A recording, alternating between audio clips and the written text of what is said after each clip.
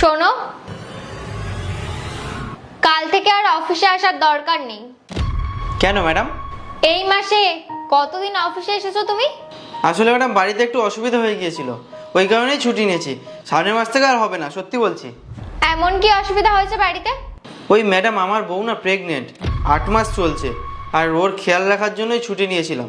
তো ভালোই তো না, এবার পুরো টাইমটা তুমি তোমার বউর সাথে কাটাতে পারবে। ওটা তো ঠিক আছে, কিন্তু আপনি কাজ থেকে বের করে দিলে টাকা কোথা থেকে আসবে? সামনের মাস থেকে আর নেবো না ম্যাডাম, সত্যি বলছি। আর সামনের মাস থেকে একটাও ছুটি নেবো না। আর যদি আমি তোমাকে ছুটি দিই তাহলে? মানে? মানে কালকে আমি নিচে তোমাকে কথা বলতে শুনেছি। শোন, আমার একটা সিকিউরিটি গার্ড লাগবে। ওই আমার একটা বাড়ি আছে, পাহারা দিতে হবে। হ্যাঁ, কিন্তু রাতে করে পাহারা দিতে হবে। তুই পারবি তো? না স্যার, আমি করতে পারবো না। কেন?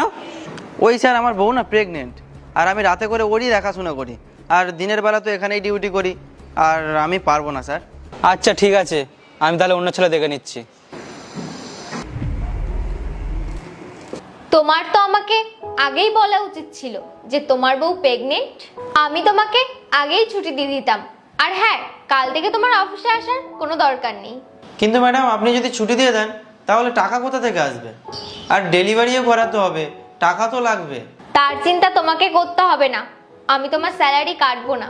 তুমি শুধু সারাক্ষণ তোমার ওয়াইফের পাশেই থাকো। তাহলে ম্যাডাম এখানে কে কাজ করবে? যতদিন তুমি আসবে না, এখানে সব কাজ সবাই নিজেরাই করে নেবে, যেমন বাড়িতে করে। কিন্তু ম্যাডাম আপনাকে কিছু করার দরকার নেই, আমি ঠিক ম্যানেজ করে নেব। তুমি তো ম্যানেজ করে নেবে, কিন্তু তোমার বউ তো ম্যানেজ করতে পারবে না। না, এখন তোমার বউয়ের তোমাকে সব থেকে বেশি দরকার। আমি তো একটা মা, আমি সব বুঝি। প্রেগনেন্সির সময় একটা মেয়ের সব থেকে বেশি দরকার পড়ে তার হাজবেন্ডের। আমার হাজবেন্ডও ছুটি নিয়ে আমার সাথেই ছিল। আর এখন তুমি তোমার সব জিনিস গোছাও, গুছিয়ে নিয়ে বাড়ি যাও। আর ডেলিভারি হয়ে গেলে তারপরে এখানে কাজে আসবে। আর এর মধ্যে যদি কোনো অসুবিধা হয় আমাকে কিন্তু ফোন করে বলবে।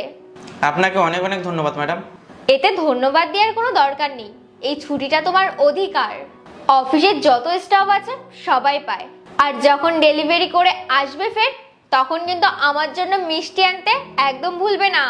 হ্যাঁ ম্যাডাম, নিশ্চয়ই নিয়ে আসবো। ম্যাডাম আমি অনেক জায়গায় কাজ করেছি, কিন্তু আপনি আমাকে যেভাবে সম্মান দিচ্ছেন অন্য কোথাও এরকম সম্মান আমি পাইনি। যদি আমার মেয়ে হয় না, তাহলে আমার মেয়ের নাম আপনার নামেই রাখবো, কোয়েল। ঠিক আছে ম্যাডাম, আসছি। দেখুন, প্রত্যেকটা মানুষের সুবিধা অসুবিধায় পাশে দাঁড়াবেন। গল্পটা কেমন লাগলো জানাবেন, ভালো লাগলে